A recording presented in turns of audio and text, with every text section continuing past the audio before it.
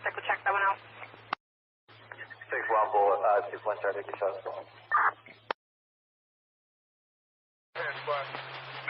Officer still stands for time? No. Offender in custody?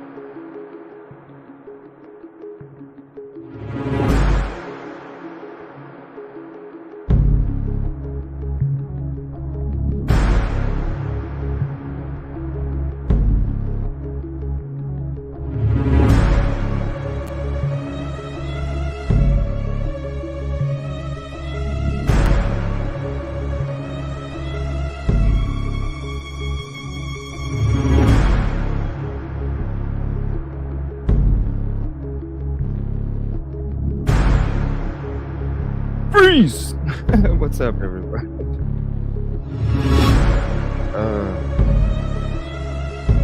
Good evening, everybody. If this will turn down, holy shit, what's going on, StreamYard? Good evening, everybody. I apologize. I was supposed to be on the road as we speak, and for quite a while, actually. But I woke up last night with cold sweats and a lot of sickness going on.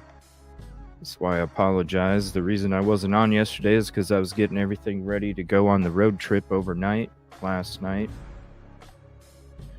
And I woke up hella sick.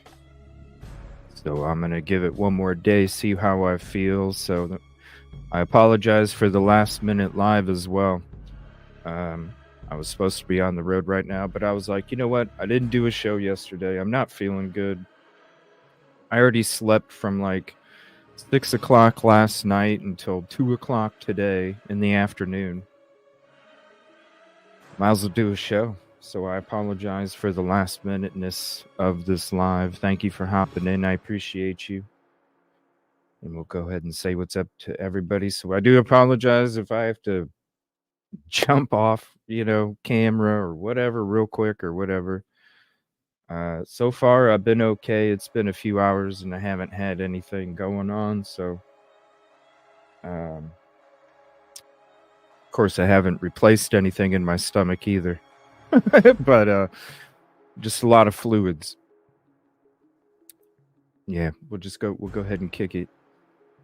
And I'm kind of getting hot. I don't know. It might be the first show where I don't wear a hoodie inside because I don't know. I don't even have a heater on, nothing. And I'm kind of burning up a little bit.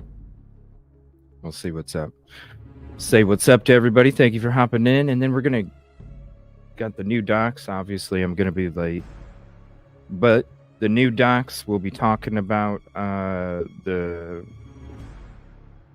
whole 2024 summer trial. Wouldn't that be crazy? 6 weeks, huh?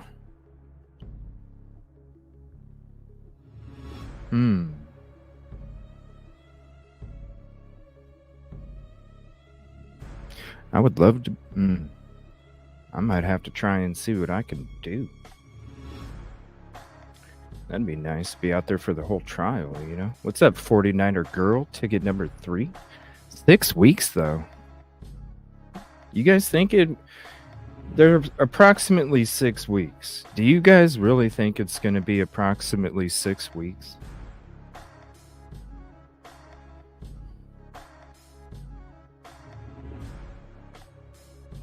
I don't know. I see it going longer. I really do. I don't know. What do you guys think? How many weeks do you think the trial would go? I guess that's a better question. Let me know how many weeks you think the trial would go. I would think like 10. I don't know. Kelly Miller, ticket number 4. Merry Christmas early to everybody. Yes. And if there's anybody that's going to be lonely out on Christmas, let me know. We'll just do a hangout show or something and just kick it. We'll figure out something, you know. American Princess, thank you for hopping in. Ticket number 6. What's up, Kib Kitty? Caddy, always with the icons. Love it. Ooh, the new icon photo, too. It's always so artistic. Ticket number 7. 49er girl, what's up? What's up, Ty? Hope you are, too. I was actually thinking about doing a stream just to chat when I was on the road, but that was over at the other channel. I really was. I was going to leave at like 1.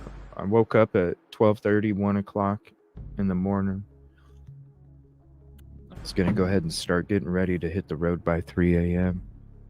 And yeah, all of a sudden I was introduced to the sickness. I was like, oh shit.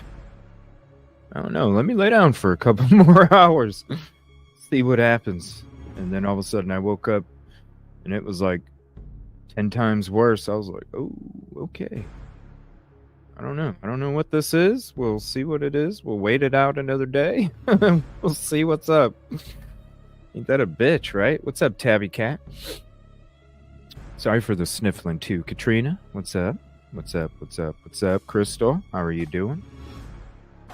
What do you guys think of that Megyn Kelly 5-part series with Howard Bloom? Had an interesting mini combo today. Shout out Andrew D. Myers. I would love to have him on a show talking about the Megyn Kelly stuff and then also Howard Bloom. I think that would be a very interesting conversation about Megyn Kelly and Howard Bloom and everything that Megyn Kelly's kind of going off of, the stuff that we read off of Howard Bloom. I think it'd be a really cool, interesting conversation. Nightbot is doing what is Nightbot? You're not as good as Batismo. You're almost there though. Nightbot's doing hella good. What's up, Crid? Scarlet, what's up? What's up? Ooh, what's up, Yoli? Hey, you know what? I can still do my show. You know what I mean? Never call in sick on the Evil CJ show. What's up, Root? How are you? Happy Friday. I honestly didn't even know what day it was. Just it's been a crazy crazy 3/4 of a day. Yeah. From a paralegal, what's up, Christina? From a paralegal point of view, I say 2025 second quarter because of the DNA, right? What's up, PJ? 8 to 10.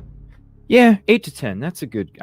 Instead of going, like 10 max. But yeah, that's it. I like that. 8 to 10. That's what. I don't care. I don't have to beat nobody. I am me. There is no comparison. I don't care who's there. I don't care who's there. I'm me.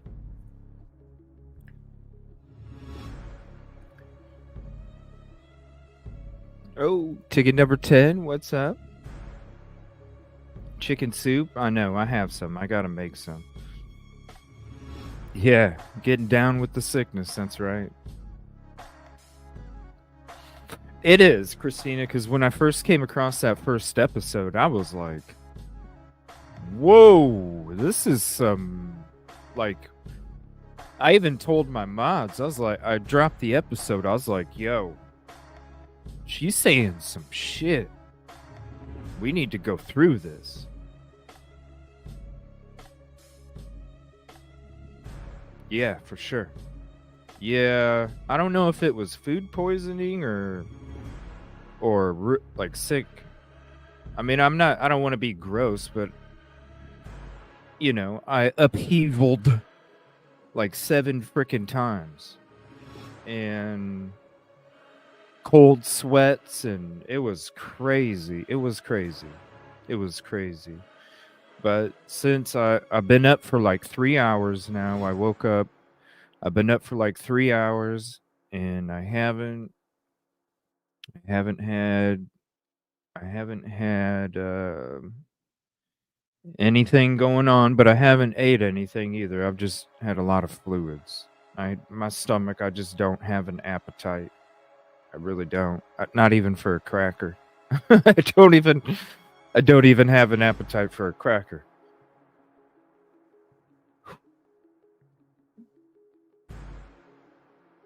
Do I feel like 100? No, I don't.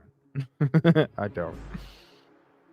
And I don't look sick. That's the beautiful thing about having to do a show and being on camera. If I'm going through something shitty during my day or whatever, something horrible, personal, you just, as soon as I let it come through to you guys, then you guys feel it. And I don't want to put out that kind of energy. I never want to put out that kind of vibe. I always want this to be a place where people can come and not have to, be reminded of the real life, everyday shit beyond what we're discussing on the show.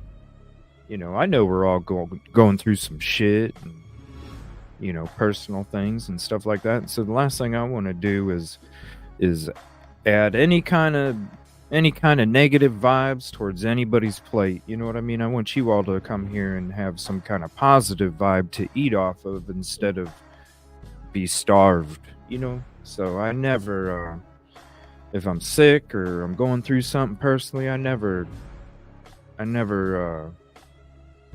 that's the amazing thing about it, when you're doing a show, you just, cameras on, boom.